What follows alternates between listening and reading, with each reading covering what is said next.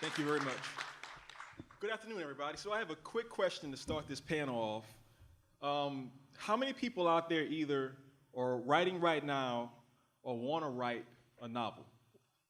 Or any book, nonfiction, all right? Poets, all right? Got a few of those too. All right, good. So you're in the right place. We have a panel of experts who will teach you all of the mysteries of, okay, I'll stop right there. So we're going to talk for a while. We're going to have some questions and answers here.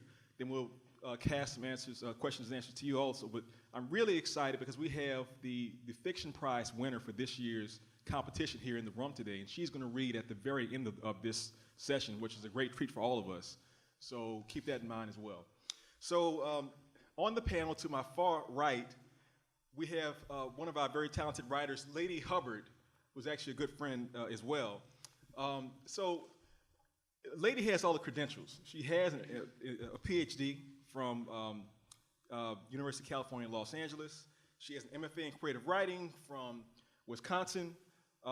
She's published fiction in Ballot Fiction Journal.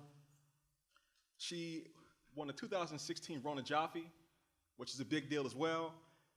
And in talking about her novel, Kirkus Review said that Hubbard weaves this narrative with prodigious skill and compelling warmth. We also have Morgan Babst. Morgan is a native of this city, the same as I am. She studied at NOCA, Yale, NYU. It's not too shabby. Her work has appeared in Garden and Gun, Oxford American, Guernica, Harvard Review, and the New Orleans Review. Now, her debut novel, which you can see on shelves everywhere in America, is The Floating World. And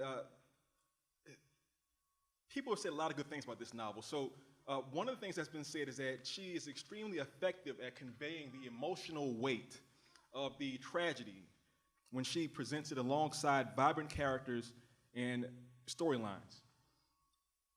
And that was in the New York Times. Jennifer Haigh has written a few novels, actually 5 of them, well received. She is from Coal Town in Pennsylvania, but now she's in Boston, is that right? Boston, okay. She's won the Penn Hemingway Award for debut fiction, the Massachusetts Book Award, and the Penn LL Winship Award for outstanding book by a New England author, which has been published, she's been published in 16 languages. Now, her short fiction has appeared also in Granta, The Atlantic, Best American Short Stories, and many, many other places, and she's also a graduate of the Iowa Writers Workshop. Her latest novel, Heat and Light, is this is a quote, the best fracking novel ever. It's a tour de force of multiple points of view, and that's according to the Washington Post. So without further ado, we'll jump right into it. Only easy questions today, very, very easy questions. Why do you write? No, I'm not going to ask that. we always get that question in these panels. Let's just start with the understanding that you've all written books, and whoever wants to go first, go first. When was the first time you got stuck on your latest project, and how did you get unstuck? On the previous novel, or the one that you're talking about? It could be either. It could be either one of them. I just wanted clarification. Okay.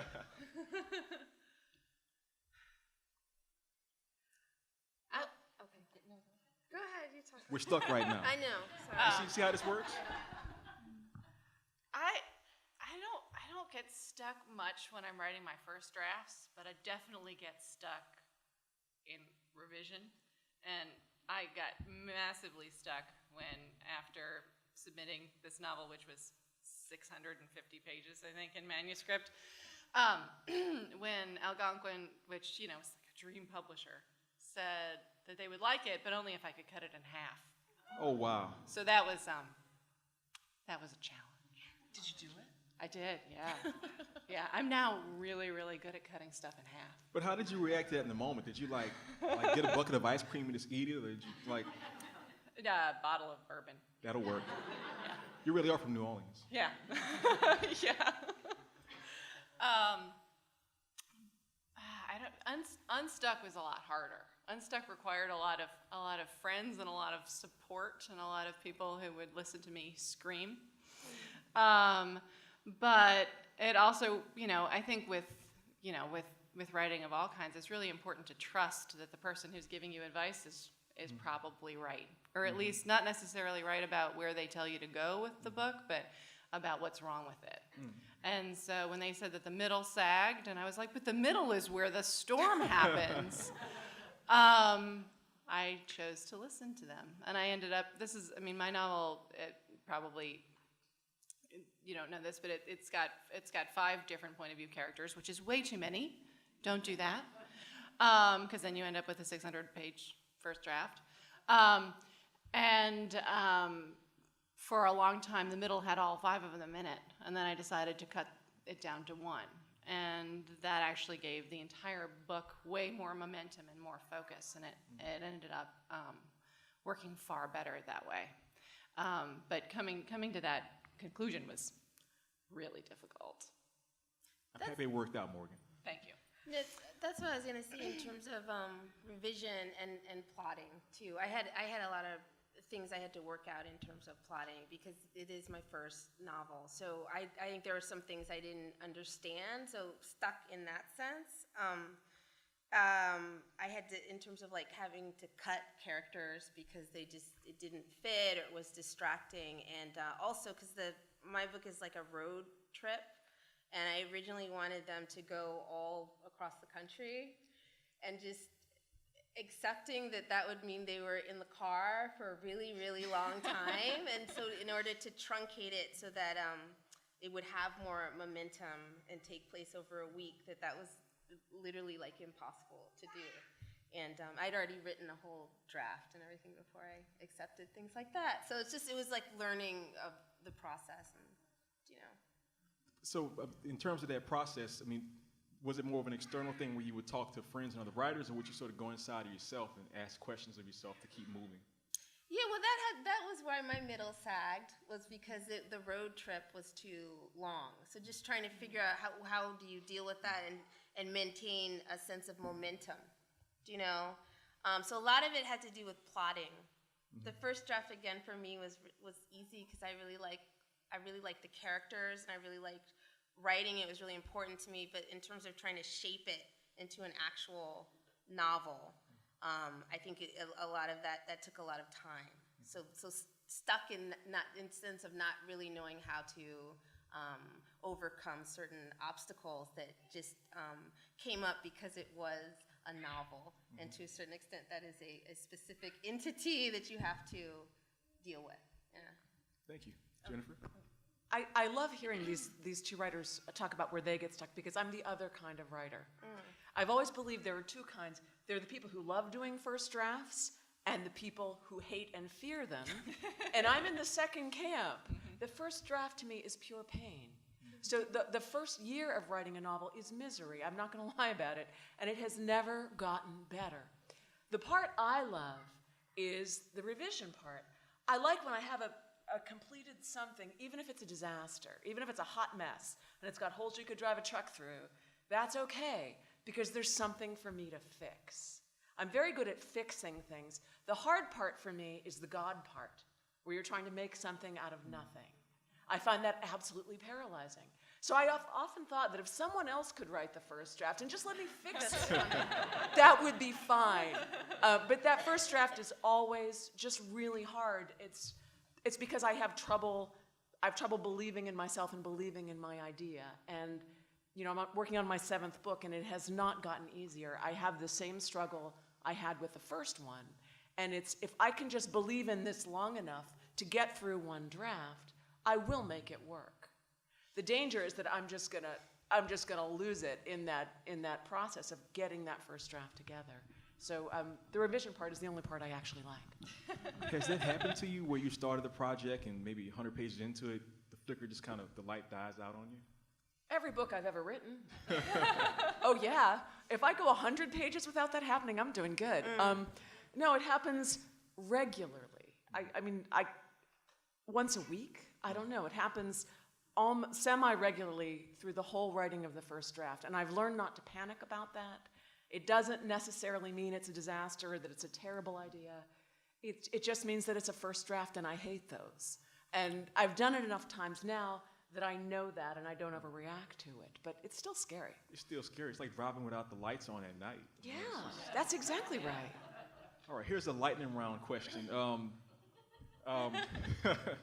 How long did it take you to write your latest book, the one that's already out? 5 years. 5 years? 8 years. 4 years. All right, everybody's under 10. That's a start. Okay. So we're here talking about sustaining ourselves as writers, because one of the most difficult things about writing is that it is kind of a solitary activity. We're not part of a ballet or something like that, where we're other dancers or anything. So how do you sustain yourself outside of writing? Is it gardening? Is it exercising? Is it going to the show? What do you do to keep moving? You know what? I have 3 kids, so I just being able to write is such a struggle for me that I keep moving all the time anyway. So for me that's a really good question. I'm probably not very healthy, like psychologically, because I don't really do any other things except like take care of my kids and then try to find time to write. So. That's a small sample size, psychologically healthy writers. Yeah. I'm sorry. Okay. I only have 1 kid, so I have some time to cook, which I really enjoy. It's really nice to have something that a project that you can start and finish in like a couple of hours, because with an 8-year-long process writing a book, being able to like just make dinner and have that be satisfying and make everybody happy is really nice, because the 8-year-long novel process is not going to make anybody happy. I think 2 things save me. The first one is I have a great dog. And I really think writers need dogs. It's that kind of unquestioning adoration that you don't get from anybody else in the world. So I have a terrific dog. The thing that always helps me, no matter what problem I'm up against in my writing, reading is the thing that always helps me. It reminds me the reason why I'm trying to do this in the first place. And, if I hit a wall in my writing, it usually means I'm not reading enough or I'm not reading the right things. And there are certain writers who are so good that they make me think I just should give up and go to beauty school and learn to do hair. And there are other equally good writers who make me think, yeah, I want to do that. And so the trick is, I think, zeroing in on those writers who make you both inspired and make you believe in yourself. And that's not every book you pick up. You got to find out who those writers are. But I've found who those writers are for me, and I go back to them again and again. Yeah, that's great. I mean, great writing is like fuel. It's like food. It just keeps you full. So let's talk about rejection, because everybody in the arts knows what rejection is, whether you're an actor or a musician. Certainly we writers deal with it all the time. How did you deal with people telling you no along the way, whether it was turning in a story or submitting your novel? How did you deal with the no's you got? Or if you never got no's, you can tell us that too. It's possible, I guess. I think the first no's are always the hardest for any piece of work, I guess. Which is why it's really good to just offer yourself up to the no's over and over and over again with and hope for as many of them as possible. I'm actually part of this like secret Facebook group, which is about rejection, and people tally up their rejections, and you get a lot of like points and a lot of like people like it a lot when you've gotten 27 rejections on a single piece or something like that. 27, I feel like, is a good number. That's my go-to number. I totally agree with that. My writing group has something similar. We have a rejection page and an acceptance page. Yeah. And the acceptances are like that, and the rejections are like that. I agree with that too. It actually took me a while to send anything out because I was just so fearful of being rejected. And then I think it was like a very internal process of realizing how important writing was to me. And And it's quite true that you after a while, I mean, they all still kind of hurt. It's not like they don't hurt, but it doesn't destroy you, do you know? And it is, I think I had to get to a point where I felt it was important to put myself out no matter what, that before I could even submit things at all. So I'm reminded of the words of the great Lil Wayne, who said, it's like throwing pebbles at bulletproof glass. It should feel like that. So, Yeah. Yeah. That's good. I like that. yeah, he's a good rapper. I've been getting rejections for so many years that I have developed a real callous toward them. I still feel them, but it's so much a part of my life that it doesn't faze me so much anymore. One thing that has helped me over the years is every time I get a rejection, that same day, that same story needs to go out in the world somewhere else. The same day. And if you give yourself, if you lick your wounds for too long, you sort of lose your nerve, or at least I do. So I force myself to do that, and that has been more helpful than anything else. It's just at all times, that story needs to be landing on someone's desk until it lands on the right desk. When I was first thinking about writing seriously, I went to the NEA conference, the BA conference in New York. It's the annual thing where they have all the booksellers and agents up there. It's like 20,000 people. So I went there in 2005, I think it was, just before Katrina happened. And this is my first time being around other writers, like in a large number of people. And so I went to this thing where we talked, like pitching ideas to agents. And at the end of the session, there was a man from Texas. I'll never forget this guy. He was, his name was Bill, I think.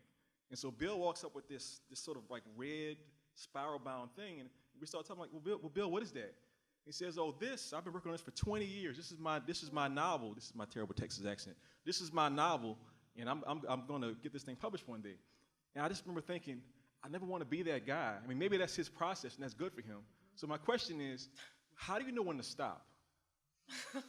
On a large project, like when do you get to that sort of finish line, or just cutting bait and moving on? We can take our time. I think you hit a nerve with this one.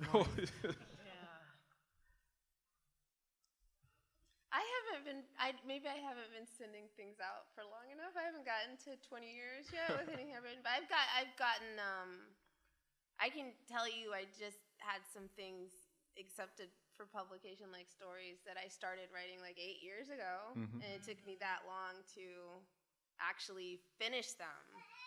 Do you know what I mean? Like I kept working on them. Which is not to say I didn't think they were finished at certain points in between that, but then I'd go back and I'm like, oh no, I need to change this, and so yeah, I don't know.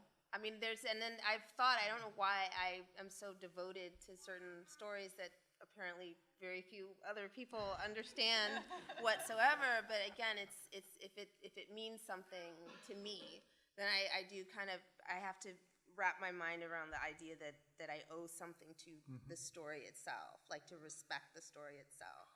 So you should ask me in another 12 years or so and see if I'm still doing that. I don't know. But some things do take a long time that probably shouldn't. But yeah, I don't know. Thank you, lady. I don't have anything that's really that old, I guess. I think there are a couple of times when I stop or when I give up on things. I don't know if that's really your question, whether it's about giving up on things or whether it's the same spectrum. I mean, sometimes you just have to just say this is not going to finish. Not going to work. Yeah. I don't have any problem with first drafts because I'm a very, very arrogant person. So, I'm always love it. I love whatever I'm working on. This is the best writing ever. So much. I'm a genius. I'm a total genius when I'm on my first draft. And then I either realize how much more of a genius I am right now than I was when I was writing that thing and how terrible that thing is now. Or I send off this genius piece to my friends who I trust, and they are like, "No, Morgan, you are not a genius." So it's either a personal stop because I start to hate the thing, or it's I have 3 or 4 people who are like, "No, this is really bad. Please put it away and stop making me read it over and over again." hard time declaring something finished because I love the final stage of it. You know, I love revising. I especially love the final draft where I'm just all day long putting in commas and taking them back out again. I could punctuate for years on end. I love to punctuate. That is the thing I do best. I have strong convictions about punctuation. And I love that final polishing where you're just playing with the music of the sentence and you read it out loud and you think it sounds almost right and you move the comma and there it is. And you know, there are a lot of sentences in a novel to play around with. So you can do that for years on end until someone just tears it out of your hands. So I'm very slow to let go of work. I hate finishing, which is directly related to my fear of starting. The best advice I've ever gotten about writing novels is from my friend Tom Perrotta, who says, don't rush to the end, you just have to write another frickin' book. And that is so true. So I've learned to savor that final polished draft, those final months where it's actually good. You know, part of the difficulty for me of starting a new book is that I'm going from very polished work that I've been, you know, playing with for 5 years to my hideous first drafts, which just seem like they're written by an untalented child. And it's always a shock to me how bad I am. Like, I thought I was so much better than this. As it turns out, I'm a terrible writer. And no, it's just a first draft, but I'm comparing it to the final draft of the last book, which I had 5 years to make good. So, you know, I linger in the final stage, and I procrastinate about starting new things, and those two things are related to each other. That's wonderful. I find it really helpful to seek out other writers' sort of either earlier drafts of their work or their early career work to see how they've changed over time. And, you know, we'll all admit that like our earlier work is usually a little less tighter than our later work. And I had a mentor named Wells Tower who, you know, Wells Tower is one of the best short story writers in America. And so I was in his class and he gave us this story that, I mean, it just was just a horribly written story. And it's untitled and there's no name on it. He says, well, this is my story that I had written a couple of years ago. And we felt so relieved that he could produce such trash and allow us to read it like that. So that was helpful. When talking about mentors, Jennifer, earlier you mentioned the idea of reading other people's writing and how that sort of, you know, gives you more energy. Could you talk about people who you met early in your writing career who were either mentors or support systems, or whether they're writers or just, you know, lay people who sort of helped you move forward? I don't know. You know, I grew up in a town where people didn't read very much. I grew up in a little coal mining town in northern Appalachia, and we were 70 miles from a bookstore. I mean, this was not a particularly literary culture. And I think what saved me was that my parents were great readers. I grew up in a house full of books, and I didn't know anybody else in my town who did. And I think that, more than anything else, made this possible for me, made it even possible to think of becoming a writer. When I think about the kids I grew up with, I'm pretty sure that nobody else had a dictionary in the house. A dictionary. And I think growing up in a house with a dictionary is like the best thing that ever happened to me as a young writer. So I give my parents all the credit for that.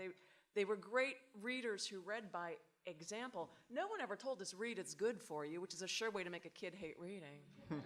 They just did it, and it was very clear to my brother and me that whatever was in those books was more interesting than we were, and it made us want to read.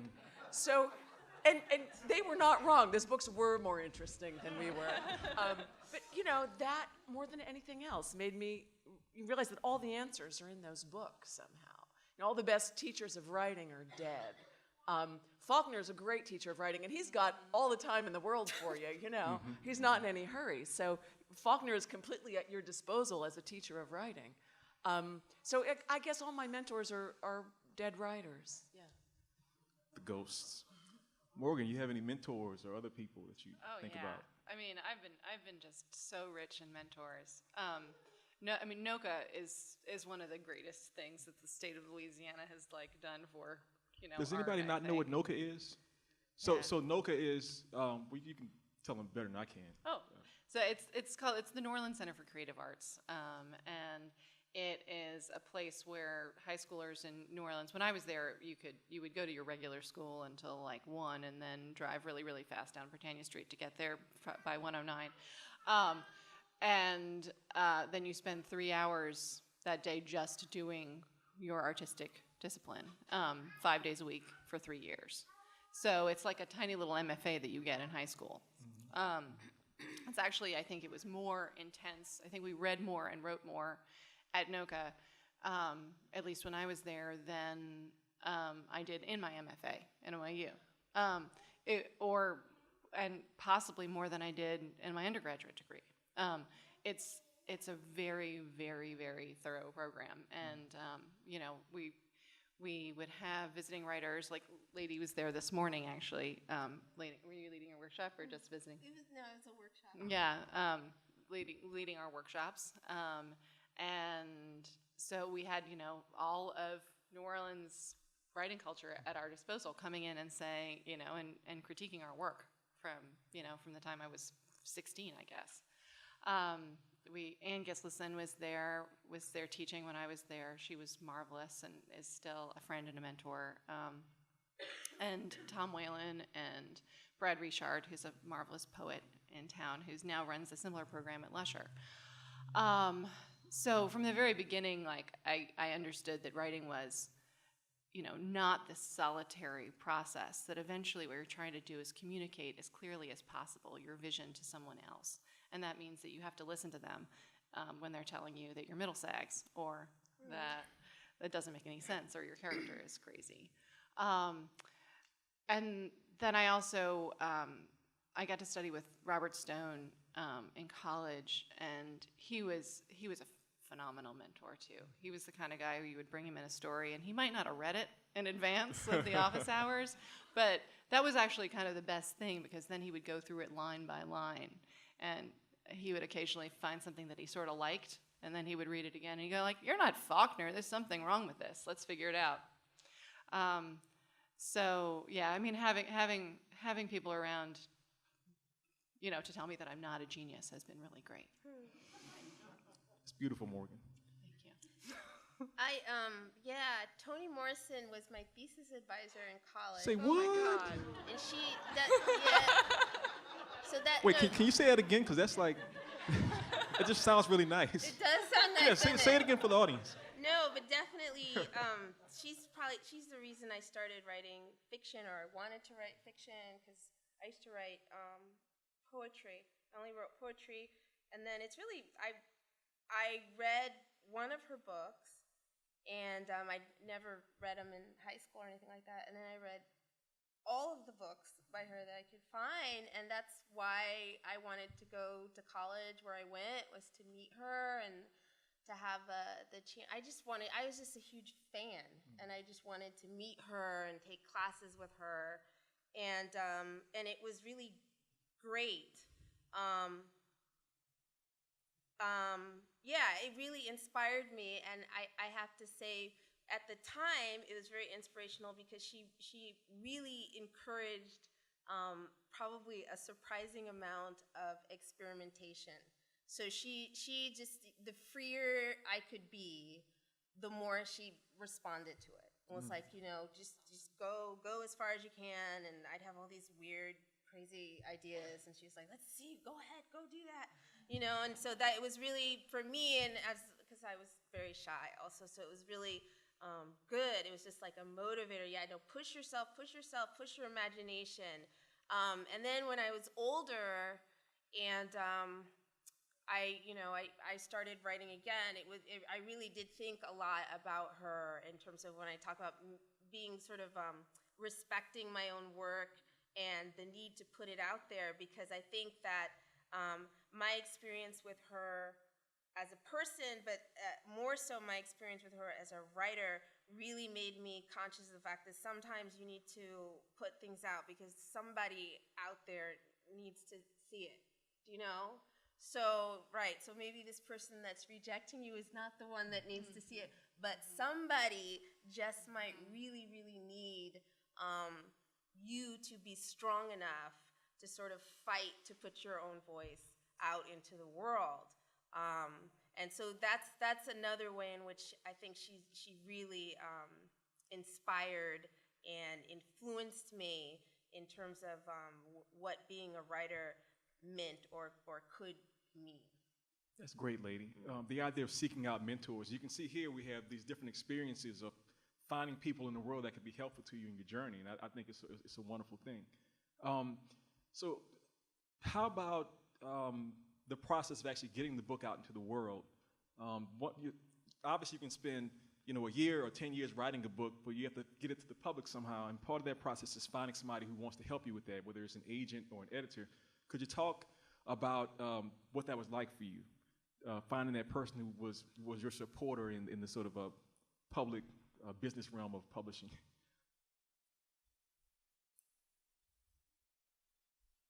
We all love agents, right? No, I do love my agent, actually. She's Well, how did you find your agent? Well, I was teaching at Tulane, and I realized I wanted to write a book. So what I did actually was apply to like funded MFA programs because I couldn't. I mean, just because I wanted time to write, and it was really the best thing I could have done because it gave me 2 years. To just really focus on writing a novel. And it was also through my advisor there that I met the woman that is now my agent. And she's actually the first person I sent the book to. And we just really connected. But she knew, it was sort of like, oh, I think you two would be a good fit. So it was a huge leap of faith to do that. And it really was the best thing for me to do. But that's what sort of facilitated that for me entirely. So. Was it hard? Because earlier you said the idea of sending your work out was kind of stressful a little bit for you. Did it feel that way sending it to the agent also? No, because I'd been writing short stories and stuff like that. So I think I was used to, No, it really wasn't at that point. I mean, you just gotta do it. I didn't expect her to respond to it the way she did, honestly, at that point. So it was good. It was good. When you're talking about mentors, I was reminded of somebody, I can't think of his name right now, but he said something that really stuck with me. He said, the only reason you're able to write today is because somebody loved you. Mm-hmm. And I found that's so profound and true.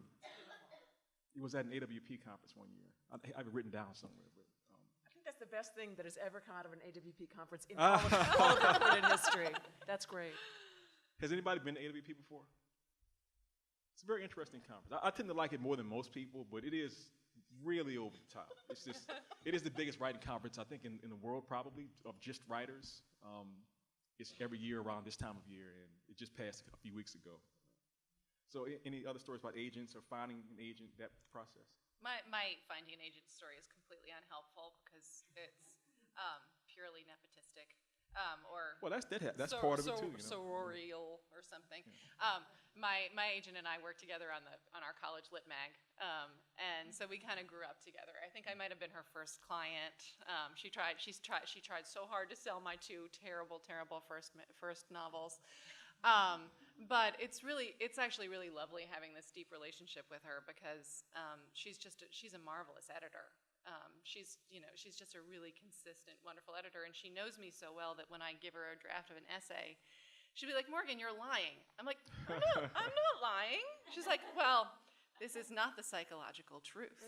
You are repressing something then." So she pushes me, and it's wonderful, and our aesthetics are similar. So I would hope that she would have picked me up out of the slush pile anyway, but I don't know. But yeah, we have a really nice relationship. Did you know she was going to want to help with the editing process? I knew as a newbie writer, when I found that the agents also help edit, I was like, wait, what? Nobody told me this. Yeah. But then it became a very natural part of the process that you have this great agent who can also help you make it a better piece of writing. Yeah. And I think it's really important to have an agent who is going to be there editing with you. Yeah.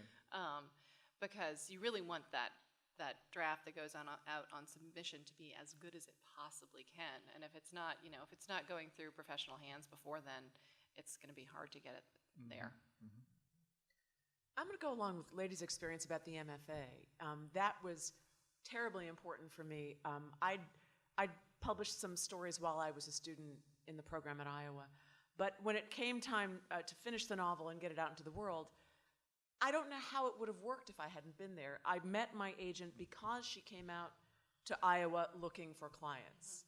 I mean, I didn't have to chase her down. She came there, and she goes every year still to Iowa looking for clients. And a lot of MFA programs have that kind of relationship with agents. I sometimes teach in the MFA program at Boston University, and the same thing happens there. You know, there are agents who are around who look at these MFA programs as a real source of clients. So it helps you find an easier way in, I guess. The truth is, though, you don't have to do an MFA to become a writer. You don't have to do an MFA to write and publish a novel or to be successful or to be a good writer. You don't have to. My reasons for doing it were similar to Ladee's. It was I needed to buy myself some time somehow. I had been working a full-time job, and there was no way I was going to finish that novel unless I could get myself a runway to write. So, you know, I also applied to MFA programs that were funded. I was dead broke, and I didn't cost me anything to go to Iowa. I had those 2 years where writing was not just at the top of my to-do list, it was actually the whole list. And I realized what a great blessing that was, because I was coming from this, you know, experience of working a full-time job and not being able to squeeze it in at all. So having that time to write, and then having people who were interested in what I was writing, it could help me get it into the hands of the right people. You know, there are a lot of agents out there, and you know, it's a lot like dating in a way, finding that person who is a good fit for you, who understands what you're trying to do as a writer and can help you do it better. And I also have a relationship with my agent that is, he's almost the first editor in a way. It all goes through him first, and he's immensely helpful. So, you know, there are a lot of them out there. Not every agent is a good editor, but I think for writers of serious fiction, it's a real advantage to have one. Yeah, and I agree with the positive comments about MFA programs, because I'm a lawyer by training, and for me to like create space in my life, I had to have this sort of formal structure to say to the world, hey everybody, I'm going to be doing this thing for the next few years. And it was really helpful for me to sort of step out, because you know, we were saying like the idea of somebody offering comments and you appreciate the comments, but in the legal world, if like a judge tells you to change something and you don't agree, you're just going to change it anyway. Like, it doesn't matter whether or not you appreciate that comment from that person or not. But other writers are so giving and so helpful in that process. So I totally agree with that. And on the same line of questioning, what was your experience with your editor or editors like in the process of writing these novels? Well, I've had a couple different editors, and you know, the experience can go many different ways. The thing that everybody says now is that editors don't edit anymore, and there are plenty of them who truly don't, I'll be perfectly honest. Not every editor, even at big publishing houses, is going to give you help on a line-by-line basis. The best ones do, but they're incredibly overworked, and some of them view their jobs differently. Some editors view their function is to acquire books. Mm-hmm. And once they have acquired the book, you're kind of on your own in terms of making it as good as it can be. Then there are editors at the other end of the spectrum who will go line by line and give you, you know, very precise line edits. So, you know, the experience varies a lot, and the editors I've worked with have been quite different from each other. The truth is, not every writer wants that kind of close reading, close edit. I always did want it, but it's not automatic. So it's, you know, it's like finding the person who can give the particular thing that you need as a writer. Can we include in this part of the discussion the idea of, like, how do you deal with either an editor or an agent who offers a recommendation for editing that you don't agree with? Like, how do you deal with that also? Because that's a big thing as well. I mean, I'll just say, like, personally, so similarly, I found my agent at a conference. I was at Breadloaf in Vermont. And there's all these agents, like the best agents in the universe, just hanging around, and sort of uncharacteristic for myself, I was really shy. I didn't want to like just go up and like say hello to anybody. So I just wasn't talking to anybody at all until one day I happened to be sitting by this person. I didn't know who he was, and I saw his badge. I'm like, I queried that guy like 3 months ago, and he hasn't responded yet.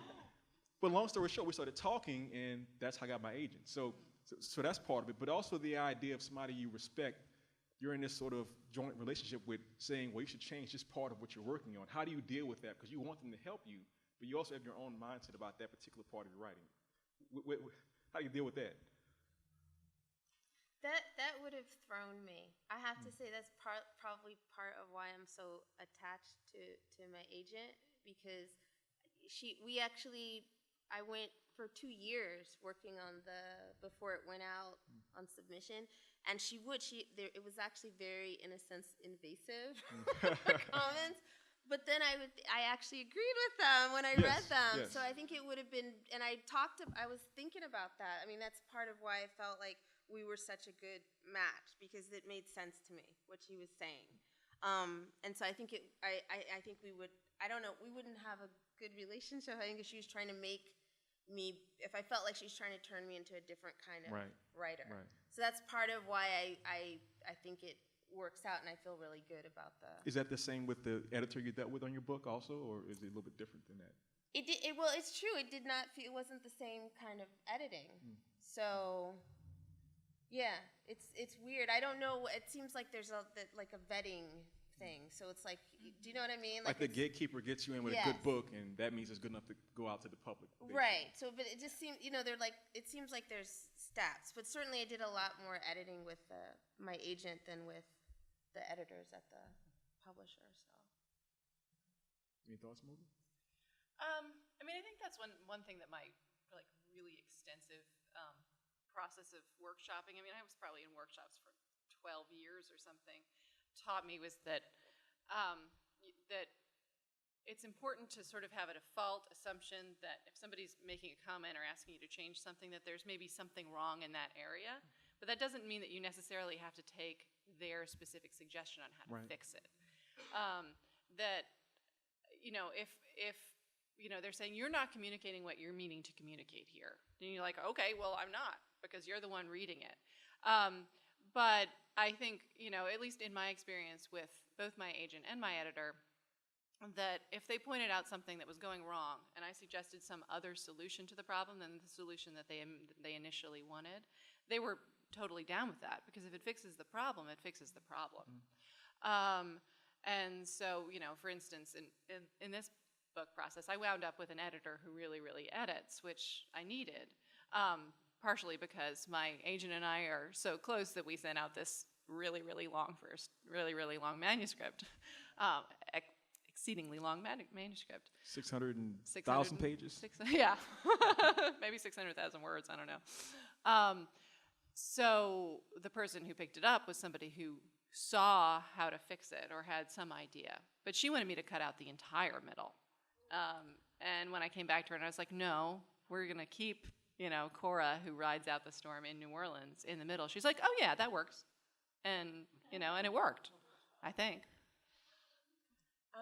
I've certainly had the experience of disagreeing with feedback I've gotten.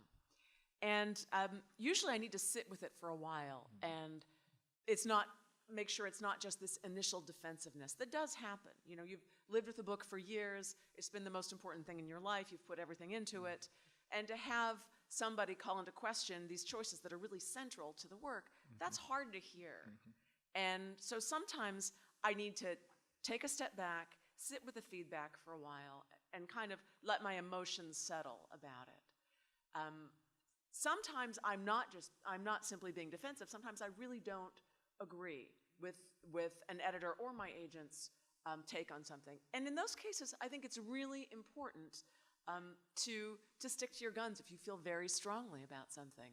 I think Morgan makes a great point, though, that this feedback, even if it's not, this prescriptive feedback might not help you, but it's good in terms of diagnosing a problem.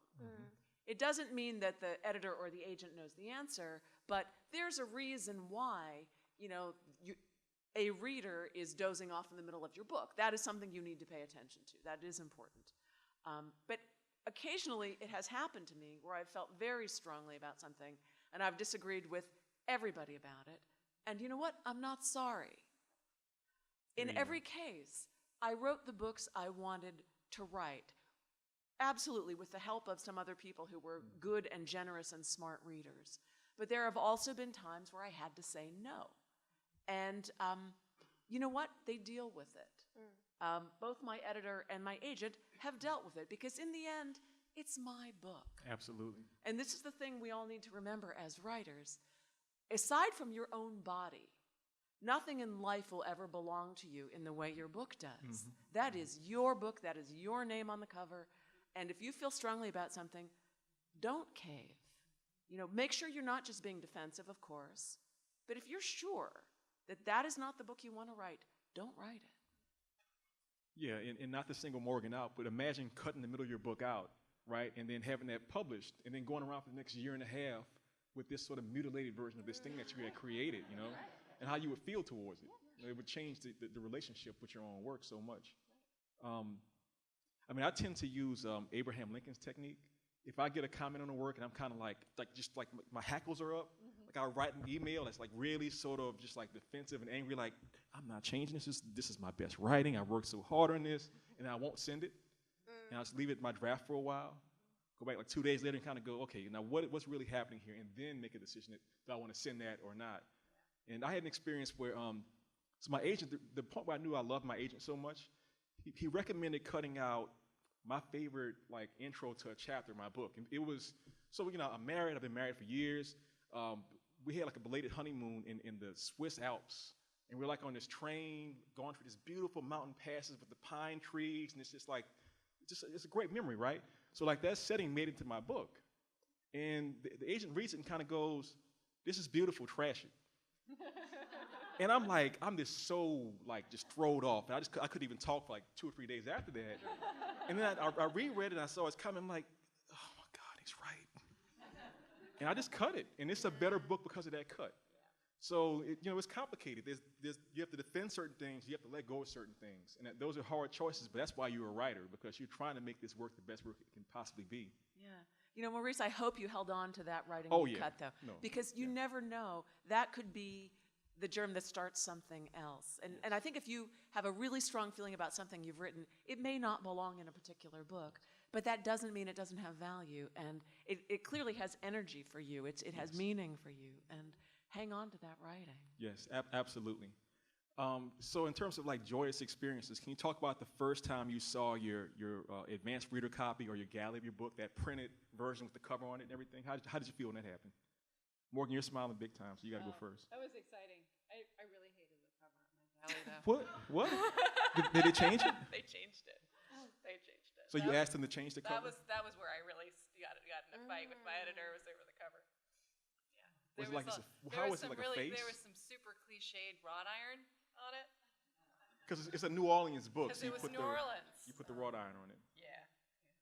So we had a fight about the cliched wrought iron. Oh my goodness. But otherwise, it was pretty exciting. When the finished copies came, that's when I almost died. Yeah, no, it was amazing. It felt really good.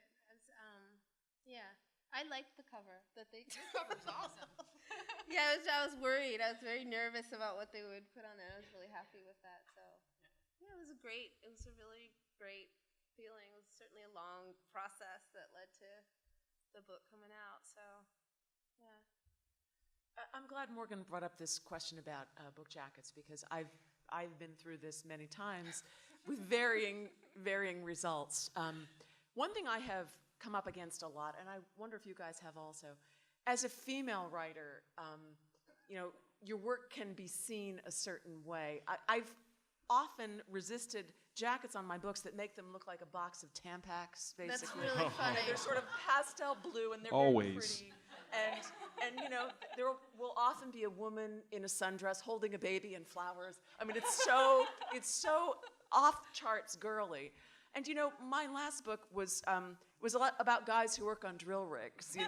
I mean, I don't particularly write these girly books, and yet more than once I've been in a situation where somebody in the marketing department thought, this book really needs a lady in a sundress on the cover, and in every case I have resisted it, and in every case I have prevailed. I haven't always liked the final product, but it's always been better than that first attempt that is, extremely gendered in a way that I find really troubling. That writing a novel isn't a gendered kind of art. It's something men and women can do equally well. And and novels are read by both men and women. And so there are lots of marketing assumptions that publishers make that I think are just dead wrong and offend me, to be perfectly frank. And so I've had to speak up about that a number of times. That's what I was worried about that. So I really, I don't know why. I thought it would be like some older man like holding a small child or something like that. I really didn't want that. That's not really. The main characters are a 72-year-old man and his 13-year-old niece. And I was very concerned that it would be something like, because that's not really, I mean, that would not capture the essence of the book for me. So, and there are no people on the cover at all. I was really happy with it. It's just a car, so. It's really cool. I mean, they're all great covers. I mean, I've seen them all. They look great. So how about, what about the titles themselves? Did you have your ideas for your titles at the beginning of the process, in the middle of it, at the end, or did you have a title and it was changed? Like, how did that work out for you? Oh, Mine was changed. yours was changed. Mine was changed, yeah. That's right. You did mention it was the Talented 10th. Yeah, and pretty much the whole time I wrote it, it was the Talented 10th. Oh. So that was like a big thing for me. And that was, I don't know, I maybe I'm just used to it. I kind of like it better now, but that might just be, because what I really liked was, because the Talented 10th is an essay by W.B. Du Bois. It's very formal, and I really like the contrast between the book is not like that and the title. But I know there were, and these are other kinds of things that do come up. In terms of editing, even for me, it's certain references that is felt need explaining, cultural references or things like that. And but yeah, they were very concerned about people not knowing what that reference was, and it already like sort of skirts on the edge of being about superheroes, which is really not about it all. But so they were like, oh, if you call it the Talented 10th, everyone's going to think the Fantastic Four, and that whole thing is going to be just subverted. So we went through like all these different names, and honestly, all of the suggestions they had were worse. Horrible. They were so horrible, and it really upset me for a long time. And then I mean, did you finally- say like the Talented 10th? I mean, that's what Wikipedia is for. They can just look it up. Wouldn't that be nice? Wouldn't that be nice? If People just can learn look at- things. It's amazing. So that was like a big deal, and I might just, and that it turns out there actually are several books that have that name. So that's probably why. But it was like the Great Johnny Ripkins and all that stuff that I just really despised, and so finally I substituted 10th for the Ripkins, the Talented Ripkins, and now I like it. Now I do. Well, it's a like great it, I have title. to I mean, say. So, Talented Mr. Ripkins. yeah. Any other title stories? I always have a title on the top of my manuscript. I don't know how to like name the file otherwise. And they usually go from absolutely abhorrent to pretty good by the end. I've actually never had anybody make me change a title for anything, except like when you're publishing something in a glossy magazine where they put a headline on it. But yeah, I found my title in the midst of writing the book, where my character goes into the basement at Sotheby's and is looking at Hakusai lithographs, and I was researching them, and I was like, the floating world. They're called floating world pictures, and I was like, well, that's a perfect title for a novel about Katrina and ephemerality. And yeah, nobody raised an eyebrow about it, so that was nice. That's a great title. It's a brilliant title. It makes me think of that Ishiguro novel, An Artist of the Floating World. Yeah. Yeah, which is one of my most favorite books. Well, I've named all my books. Nobody has changed a title on me.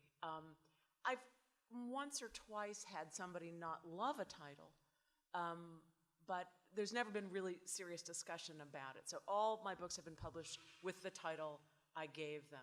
I find titles really difficult to come up with, though. I don't think I'm great at them. A couple of mine I really like, a couple of mine I don't like very much, but they're all mine, for good or for bad. It has happened with my books have been published in other languages at times, and Heat and Light was published last year in France, and it is the only foreign language I'm fluent in and can read well. So it's the only foreign edition where I can have any opinions about the translation of the book or the title. And the translator on Heat and Light, my last book, who is the best translator I have ever had, she's marvelous, had suggested a different title for the book in French. And it was great, and I loved it. It wouldn't have worked in English, but I could see that Heat and Light didn't work in French. And I did take her suggestion on that. So that's been the only title change I've had. And that just felt like a gift from that translator. Like she should get a percentage of the sales or something. It's really smart what did it title. become? What was the French title? So the title in French is Ce qui gît dans ses entrailles. And it's a line directly from the book. There's no direct translation into English, but the way it's translated is the line in English is what lies beneath.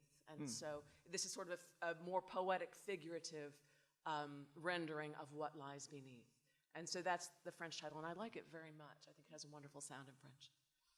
Okay, I think we're just about getting to the Q&A session. All right, so we only have one rule up here about Q&A sessions, and that is you can make a quick statement, but get to the question as quickly as possible. We have many questions in the audience. I can see it right now. Hands are going up. So keep the comments short and get to the question, and we'll get to that as soon as possible.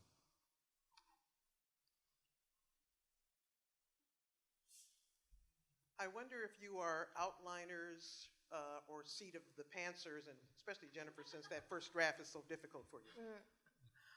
That was a great short question, by the way. Oh, I'm yes. very impressed. Yes. Yes, absolutely. Well, I don't outline, but I do have sort of a method that I was talking about in my session this morning about how I figure out how the story moves. So I make sort of a map for myself. Outlining a book has never worked for me, but what I do instead is figure out where the story starts, in my opinion, and then think about all the consequences of that scene. So think about that opening scene. For instance, in my fourth novel, Faith, it's the story of a Catholic priest who's accused of molesting a child in his parish. And the story is told by the priest's sister, who at the beginning does not know whether or not her brother did this horrible thing. So the first thing that happens is the priest is accused. And I thought about, okay, what is the fallout of that event? What are the consequences of him being accused? Well, he gets kicked out of his parish. So I wrote a scene of him moving his things out of the rectory. He has to tell his mother what has happened, so I wrote that scene. He has to tell his brother, so I wrote that scene. So I come up with an idea for the first scene, and then I think of all the consequences. And then I add those to my list, those scenes. Priest tells his mother, priest tells his brother. Then I think about the consequences of those scenes. That the brother immediately believes that the priest is guilty and keeps him away from his own children because he no longer trusts his brother. So that's a consequence of one thing happening.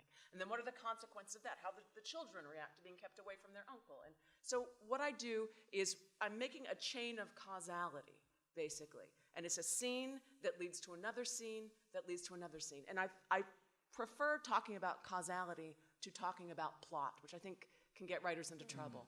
But when you think about causality, it solves a lot of problems because that is really what makes a story run. That's why a story moves forward. That's why there's narrative tension. That's why the reader wants to know what happens next. That's the engine of a novel, is causality.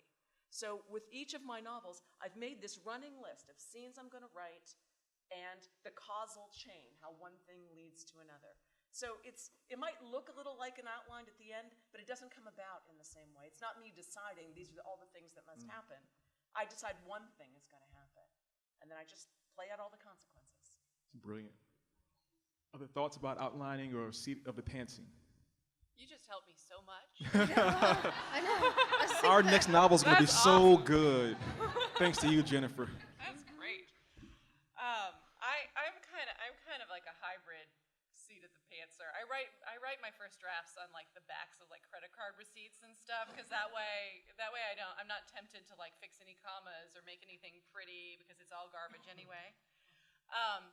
And I write on as many credit card receipts as I can until I don't know where to go. And then I type it all up, and then I sort of see where it goes next. And meanwhile, I have a very long input period before I can start to write where I'm keeping note cards and everything that I'm reading, and hopefully everything that I'm reading is sort of, well, not always, sometimes you just have to read, something fun. is sort of feeding into the background or the subconscious of the book. And I'm keeping note cards and I'm pinning them on my cork wall. I was telling Ladee earlier that I have an office at home that I've wallpapered in cork tiles. Right, sounds like a really great idea. But it's quiet too, it muffles Yeah, the sound. yeah, Chris did it too. But down here, I would tell you to do this. Don't do it down here because the palmetto bugs love it. Oh. So now I have a poisoned room. Now I'm having covered in nightmares. cork I know. tiles. I will not sleep tonight. But it still is convenient because I can pin my thematic structure and my plot structure up and pull strings across and I look like I'm planning or trying to figure out serial murders or something. But I don't know, it works. But this causality chart thing sounds very good. Any thoughts, Saved Ladee? me from so many problems. Yeah, I like causality charts too. It'd be nice if I could do that. I don't write that way. I was thinking because so much of it comes out of character, like the way that I write, that it would be very hard for me to start. Well, yeah, it kind of would be. It's just the way my mind works, though. But I think I should do a causality chart too. So, but usually I don't write like that, and I write a lot of drafts. I write so many drafts, but I think it would be. I think that would work for me, like after a first draft. Like it would be very hard for me to write a first. Do you know what I mean? Yeah, Like in terms of I think Antoinette hit the question. Yeah, and it's funny because I tend to write in first person, so I would often get stuck either trying to outline or figure out what was going to happen. And my current habit that's worked for me for a few years is that I just ask the character, okay, what happened next? Like, what is the most interesting thing that happened next? Don't give me any of the, like, walking from this place to the next. What really happened next? And that sort of propels the story along with the causal links. Question?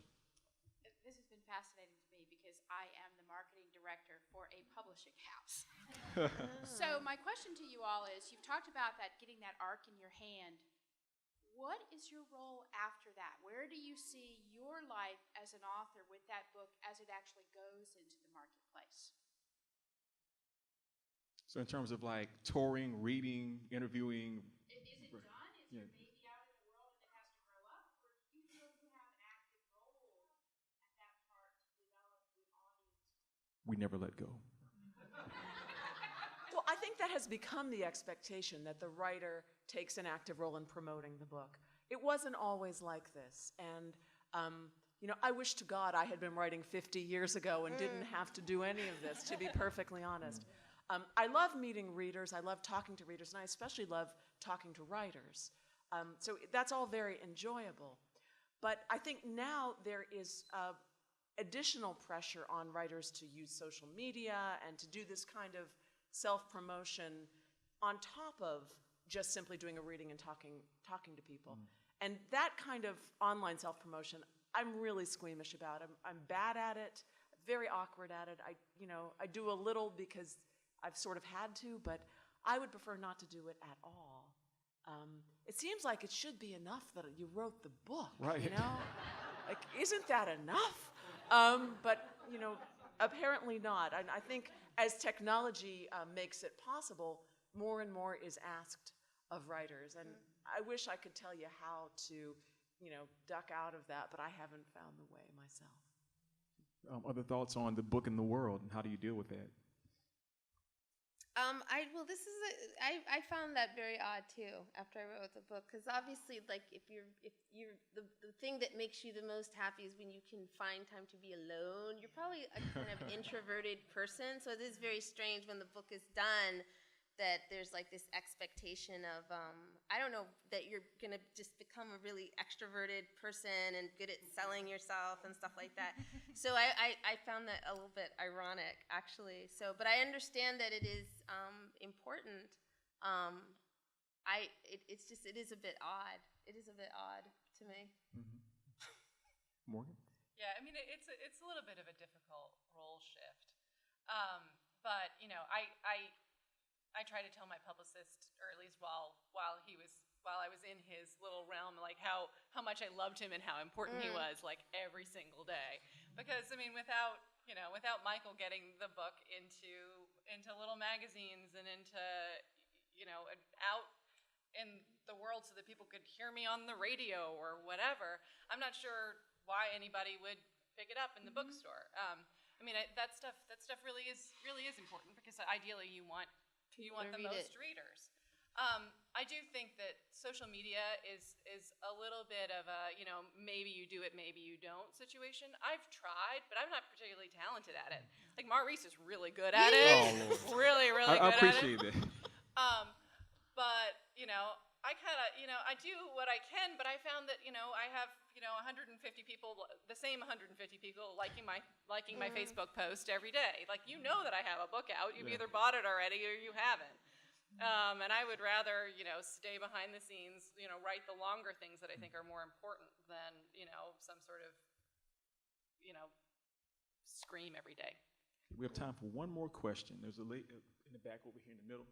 Yeah. With the blue shirt on the back. That reminds me, it is a hard shift from being this sort of introverted writer to being a very gregarious person in one of these functions. And that reminded me of the military has a flying thing called the Osprey. It is a helicopter that converts to a jet, but 20% of the time it crashes when it changes. So, okay.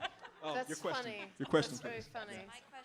My question about getting unstuck is about how when you have gone into this highly public mode, the job of promotion, how do you return to the place you need to be to create?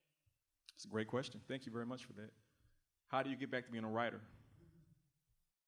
I've done it many, many times with each book, and it's always really hard.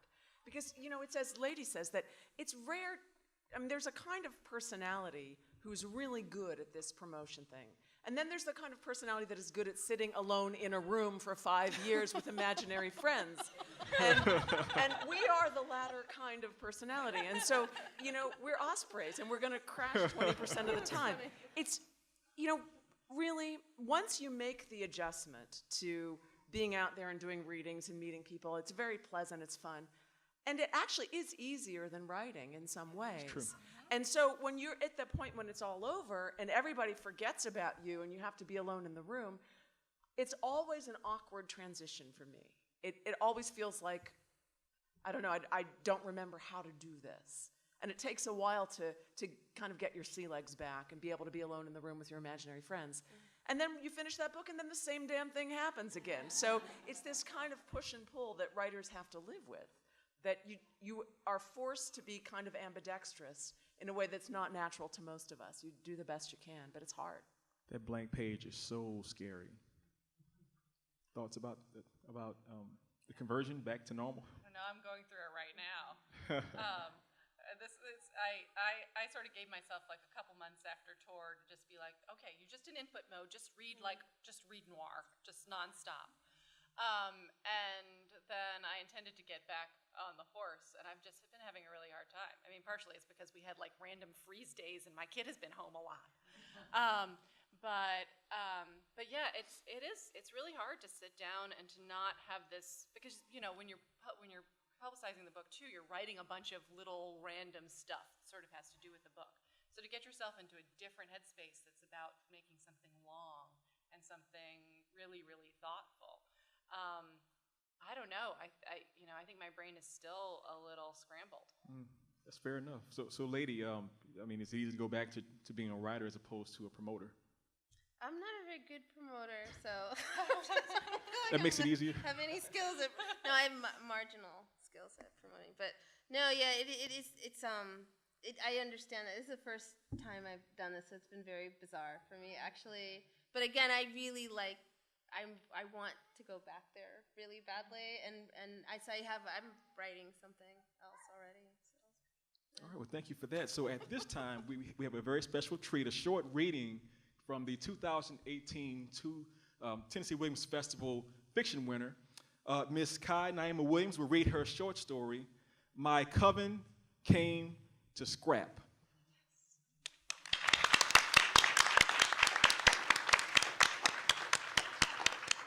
Oh, we have here, you can use this one. Thank you. Hi. Before I begin, I just want to say thank you to everyone from the festival for this honor. I'm a young writer and an undergraduate student, and it's opportunities like this that really provides the support to keep being able to do what I love. So I'm so thankful for that. I'm going to read an excerpt from the middle of the story. All you need to know is that it's set in New York City. The narrator is a young teenage girl who feels out of place at her prep school. And by this sort of infallible stroke of luck, she's met a group of older girls from her own neighborhood who claim to be witches and who have taken her under their collective wing. And the ringleader is a girl named Destiny. Destiny's great-great-grandmother had been an infamous voodoo priestess in Louisiana. Henriette Montreal, she told me proudly, running her fingers along a weathered book breaking at the spine with love, and she let no one who deigned to harm her go unpunished. Henriette Montreal had even used her own magic to murder her father, an enslaver who conceived her out of the rape of her mother, who was enslaved on his plantation. Legend has it only took 72 days for Henriette to undo the entire fabric of the man's life, almost erasing his very blood within her, which weakened her for a few months before she emerged replenished and victorious in her quest for vengeance and justice. Henriette Montreal was not playing around, and neither was Destiny, for that matter. She stayed at her grandma's crib. Her grandma, a tiny, stately woman, old as a psalm, who went by Mrs. Carter, had been the one to tell her about Henriette, to give her what she claimed was an old journal of hers and perhaps Destiny's prized possession. That was a few years back, when Destiny's grandma was still making some sense, but when I knew her, I was careful not to stay around her for more than a minute, for the waxiness of her skin and soft nonsense she spoke gave me the sense she was already on her way out and might try to grab on and bring me down with her. The first time I went to the apartment, Kiara pulled me aside and told me not to ask about Destiny's parents or anything. If I had known her better then, I would have been annoyed. Of course, I knew not to say anything. I was lonely, but not an idiot. But Kiara's main concern was always to protect Destiny, and she would stare down anyone she didn't trust to stay on her good side. That would grow into a toothy tension between us later, but when I first became a member of the coven, all I wanted was to walk a step behind those girls in awesome observation. Their first rite of initiation was to rename me. I know names have power, and we have to respect each other's ownership of her name as a significant symbol of her identity, Destiny intoned seriously while we sat in her kitchen brewing homemade tea. That being said, do you actually like Mariel? Because I think we can do better. I hate my name. I instantly gave it up to her. Destiny smiled at me like she could smell how adoring I was. The meaning has something to do with the ocean, right? Bright sea. See, I like that. She played with some dried flowers while she thought. The sea is one of the strongest feminine elements, and you are definitely a water sign. How about Marisol? Sun and sea. So you keep the value of it. It's just a prettier arrangement of letters. What do you think, E? She called to Emily. That's not, like, culturally appropriative, is it? You're not Dominican, are you? She asked me. No, I'm just light-skinned. Hey, she gave me a disapproving kick under the table. There are plenty of dark-skinned Dominican women. Let's not deny their existence. Well, first of all, Emily poured herself a cup of tea and sat down next to us. Marisol doesn't mean sun and sea, though I get why you think that. I actually think it means loneliness. And no, I think it's fine. I like that. Marisol. So I became Marisol. I like the way it unspun my original name, how it unraveled itself and sewed itself back up far more lovely than before. Marisol could hang with these girls who controlled their own fates through incantations and stacked their money all by themselves. I think a part of me was always afraid they were going to grow tired of letting me tag along, that my contributions to the conversation were not interesting enough, or that when they looked at the group photos of us they were constantly taking, one day they'd realize how out of place I looked compared to them. So I always tried to find ways to make myself useful. Anything Destiny liked or didn't like, she was vocal about. When men rolled down their car windows to spew obscenities, Destiny would shoot right back at them about the inadequacies of their anatomy and label them scum, just like she was a man, even though we didn't have a vehicle in which to speed away.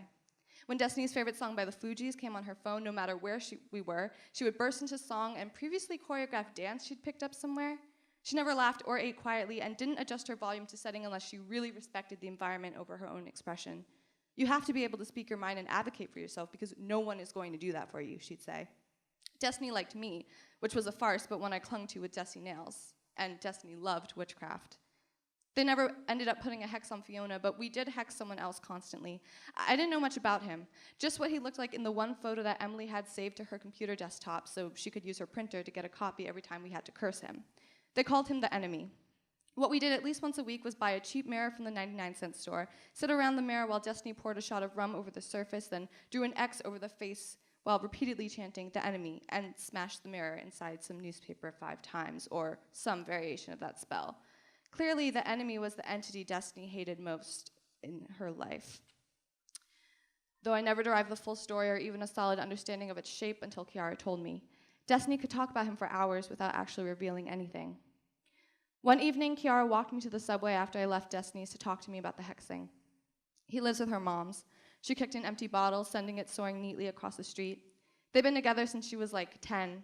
She ran away to live with Mrs. Carter at 14, so yeah, 2 years ago. Didn't realize it'd been that long. She always acts like she's this close to dipping again. What did he do? I was afraid to ask. Kiara went silent, and I wasn't sure if she was turning over in her mind how much to tell me or if she was actually struggling to articulate it. I don't know everything, she said finally. She definitely did not tell me everything, but what I know for sure is that he beat her moms and that he beat her up too. That was a pretty regular thing for a few months, and I don't know the details, but I'm pretty sure he did other stuff to her too.